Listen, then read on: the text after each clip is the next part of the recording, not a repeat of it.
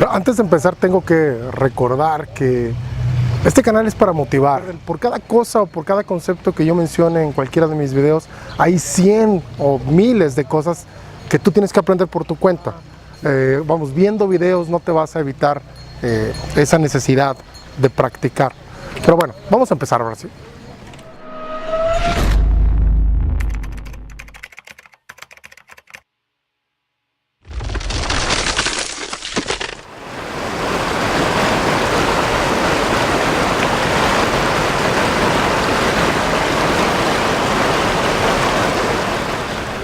¿Qué raza? Soy Ray Flores, delegado de Nuevo León de la Olimpiada Mexicana de Matemáticas, y ya estoy en el municipio de Galeana, Nuevo León. Galeana es el municipio más amplio del estado, está al sur, pegado de hecho con San Luis Potosí, también con Tamaulipas, y me parece que incluso tiene un poquito de frontera con Zacatecas. Hay muchos lugares interesantes y turísticos aquí en Galeana, sobre todo para deporte, porque hay una sierra.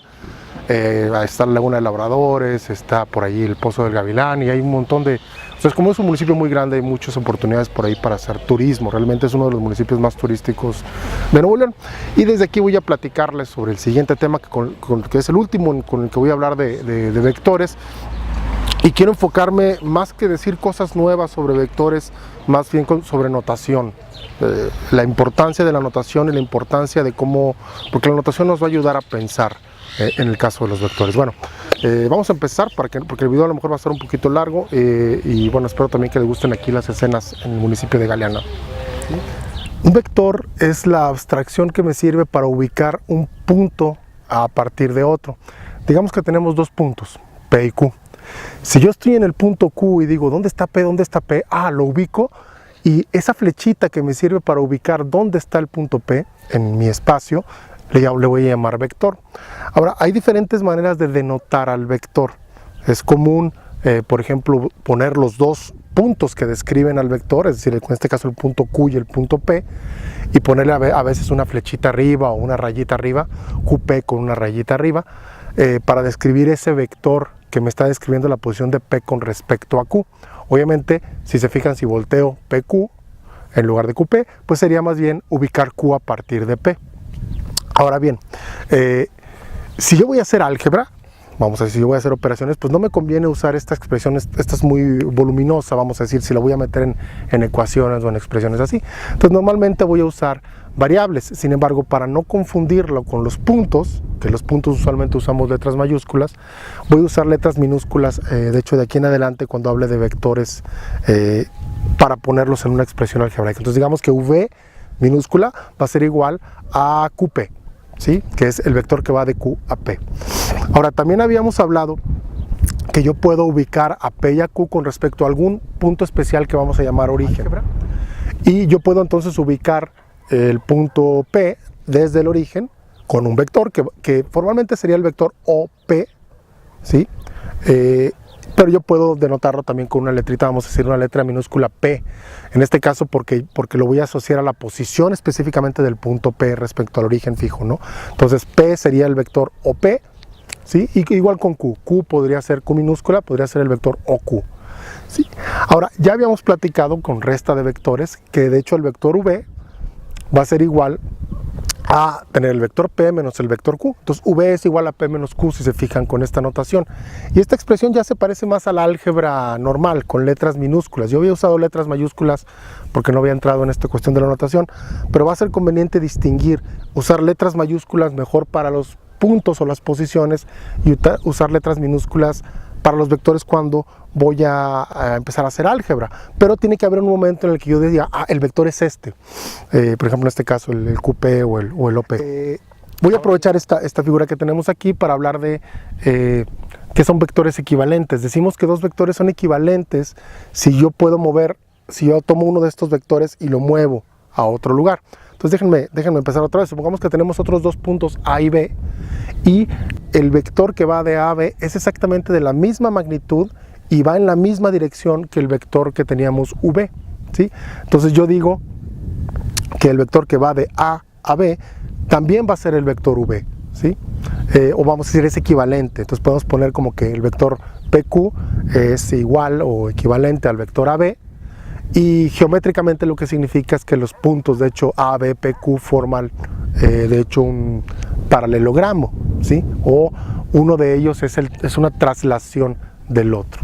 Sí, también. Bueno, y si ya viste un poquito de cálculo, precálculo al menos, y sabes lo que es una función, sabes que una función es un objeto que recibe un número y hace alguna operación con el número y te regresa a otro número. De hecho, una manera una alegórica, vamos a pensar las funciones, es como maquinitas a las cuales se le alimenta un número y se convierte en otro número. En ese sentido, pues puedes pensar que de cierta forma una función que usualmente le llamamos como f, por ejemplo, es como una transformación de números, ¿sí? Funciones típicas que son, por ejemplo, polinomiales o las funciones trigonométricas, que ponemos, por ejemplo, por poner algo, f de x igual a, no sé, 2x cuadrada más 5. Aquí lo que estamos diciendo es que la transformación está descrita por esta expresión, ¿no? Que es tomar el número, elevarlo al cuadrado, multiplicarlo por 2 y sumarle 5. Si fuera una función trigonométrica, como, no sé, 2 coseno de x, pues tomas el número x, aplicas el coseno y luego lo multiplicas por 2. Entonces, las funciones, lo que ves en cálculo, suponiendo que ya viste un poquito de al menos precálculo, pues lo puedes pensar como transformación de números.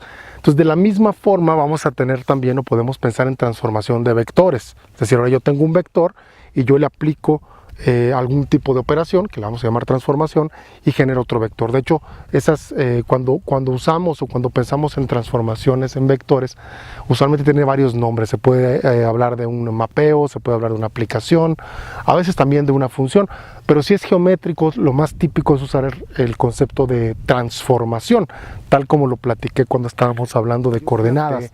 Vamos a decir, por ejemplo, T de V podría ser una transformación sobre el vector B, y puede haber muchos tipos de transformaciones. Ahorita voy a comentar algunas posibles, pero lo que quiero recalcar aquí es la forma de notarlo. Podemos a veces usar la misma notación que usábamos en cálculo, así como usábamos f de x y entre paréntesis x, podemos usar t, por ejemplo, y entre paréntesis el vector v.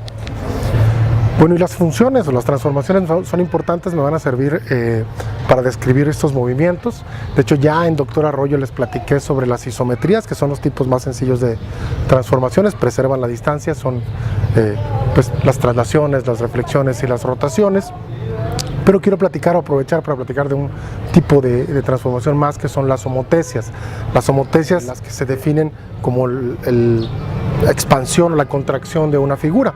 Y para describirlas vectorialmente, simplemente si yo tengo un vector, vamos a tomar un vector P, posición y como vector y como punto. Si multiplico el vector por un número, por un alfa, ¿sí? esa multiplicación se va a definir como una homotecia. Entonces vamos a describirla de la siguiente manera, sea h de v de p va a ser igual a alfa por p, la homotecia.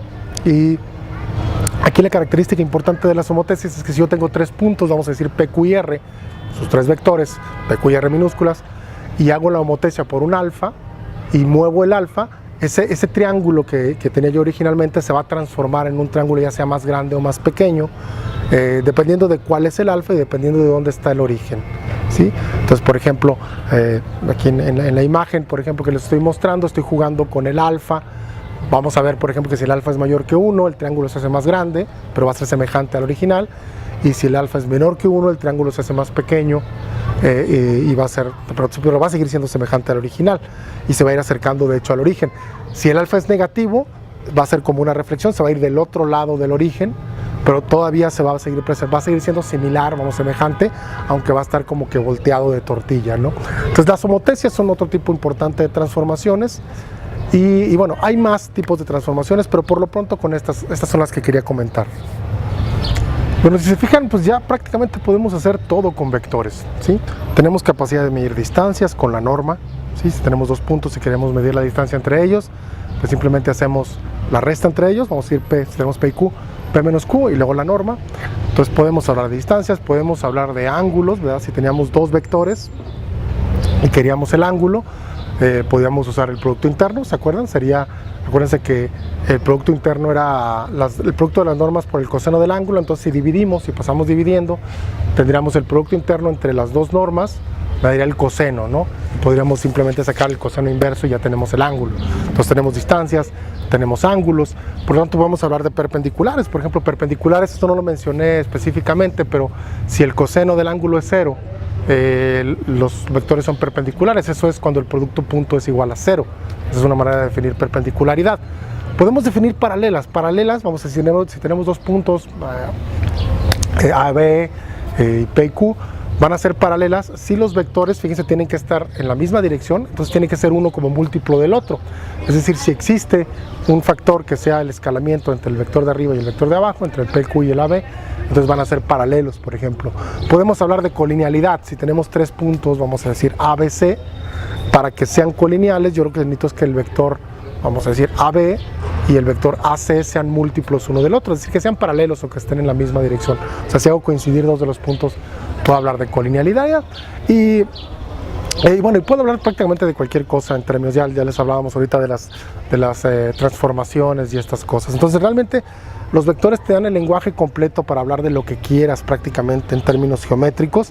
Ya simplemente es cuestión de ponerte a practicar. Bueno, ya con esto voy a cerrar el video aquí desde Galeana, Nuevo León. Espero que les hayan gustado las escenas, espero que hayan aprendido un poquito sobre cómo manejar vectores. Estas sugerencias les sirvan en su trabajo. Créanme, les vuelvo a insistir, aprender a manejar vectores, a pensar con vectores es bien importante. No lo menosprecien, por favor. No importa en qué área de las ciencias exactas estén, va a ser bien importante manejar y entender bien los vectores. Y como lo dije hace rato,